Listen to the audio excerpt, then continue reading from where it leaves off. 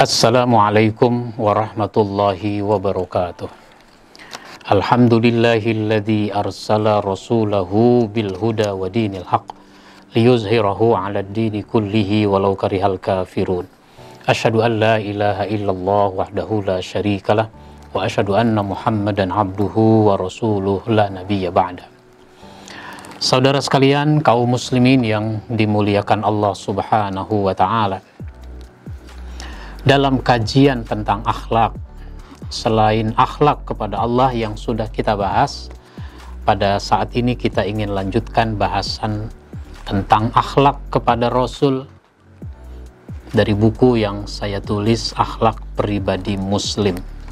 Akhlak kepada Rasul adalah kelanjutan dari akhlak kepada Allah Subhanahu wa ta'ala. Maka poin-poinnya disebutkan, yang pertama, akhlak kepada Rasul itu ridho dalam beriman. Ridho dalam beriman.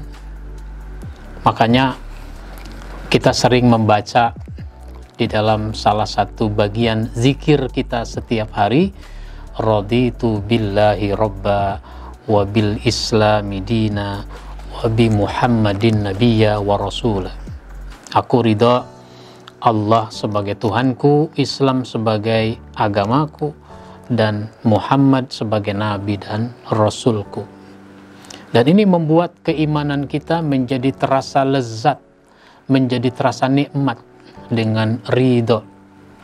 Nah, kalau kita sudah ridho kepada Rasul dalam keimanan kita, maka nanti apa-apa yang harus kita teladani, yang harus kita tiru dari Nabi, bukanlah sesuatu yang berat.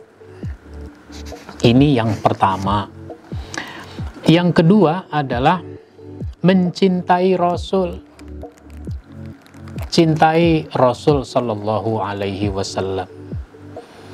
Maka di dalam satu hadis Rasulullah sallallahu alaihi wasallam bersabda, riwayat Bukhari dan Muslim, la yu'minu ahadukum hatta yakuna hawahu taba'an lima ji'tu bihi.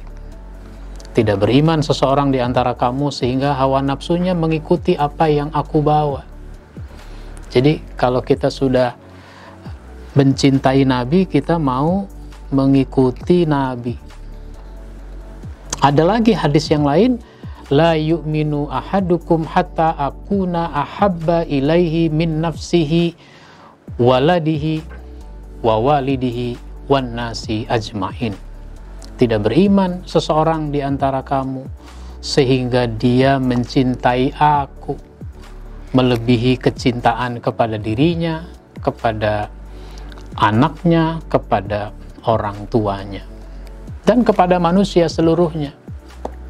Ini menunjukkan kecintaan yang luar biasa kepada Rasulullah sallallahu alaihi wasallam.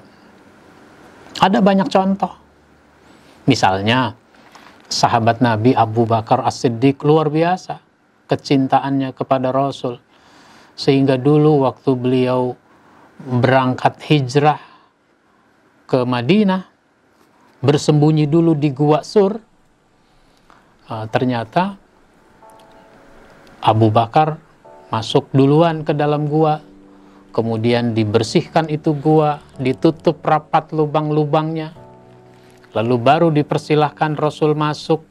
Rasulullah kemudian dipersilahkan tidur, Abu Bakar duduk menyender di dinding gua, Rasulullah merebah dengan menjadikan pahanya Abu Bakar sebagai bantal.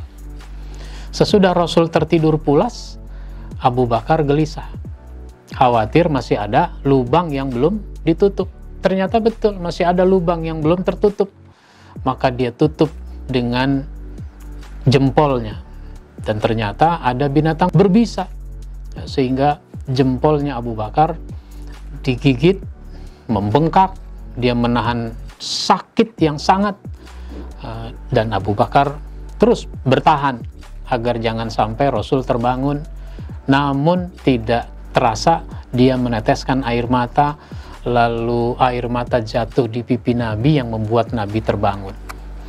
Ini sebuah contoh bagaimana Rasulullah Shallallahu Alaihi Wasallam begitu dicintai oleh Abu Bakar As-Siddiq dan oleh para sahabat yang lain.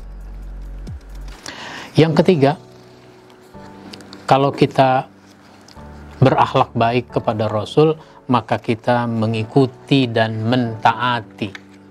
Ikuti apa yang dicontohkan oleh Rasul, taati apa yang diperintah oleh beliau.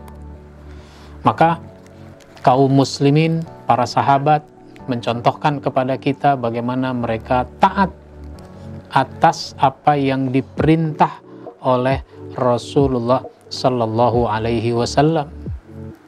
Ali bin Abi Thalib misalnya, waktu mau hijrah ke Madinah, itu Rasulullah memerintahkan Ali untuk tidur di tempat tidurnya. Tentu ini tidak enak. Tidak enak bukan karena tempat tidur Nabi nggak pakai kasur, bukan karena banyak nyamuk, tapi tidak enak karena Rasulullah ini akan ditangkap, akan dibunuh oleh orang-orang kafir. Rumahnya dikepung oleh orang-orang kafir. Nah, Rasulullah berhasil keluar dari rumahnya tengah malam. Orang-orang kafir yang mengepung rumah Nabi semuanya tertidur pulas. Pagi, mereka baru terbangun. Mereka langsung menggerebek rumah Nabi, masuk ke kamarnya, dibuka itu selimut yang digunakan. Ternyata yang tidur itu adalah Ali bin Abi Thalib. Mereka bertanya, mana Muhammad? Saya tidak tahu. Nggak mungkin kamu nggak tahu. Memang saya tidak tahu. Padahal dia tahu kemana Rasulullah berada. Tapi ini menyangkut menjaga rahasia. Maka Ali bin Abi Thalib dipukuli babak belur. Tetap saja dia tidak mau ngaku di mana Nabi berada. Ini namanya taat, melaksanakan perintah.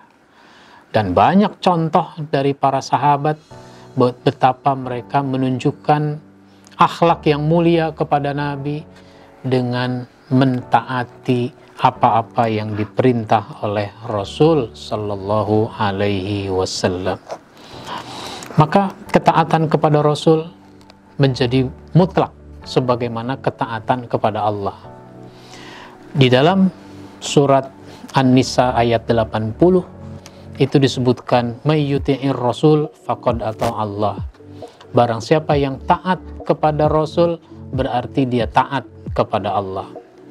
Wa man tawalla fama arsalnaka alaihim hafiza.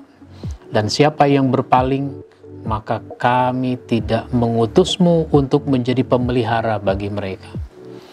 Kalau mau berpaling, Rasul tidak bertanggung jawab. Maka para sahabat contohkan pada kita bagaimana mereka taat melaksanakan apa yang menjadi perintah Nabi.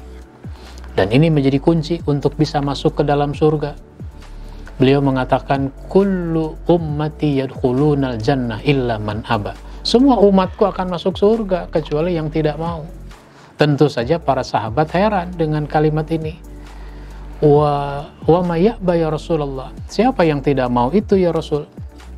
Maka Rasulullah menjawab, man ata'ani dakhalal jannah wa man asani faqad aba. Siapa yang taat kepadaku dia masuk surga, siapa yang durhaka kepadaku berarti dia tidak mau.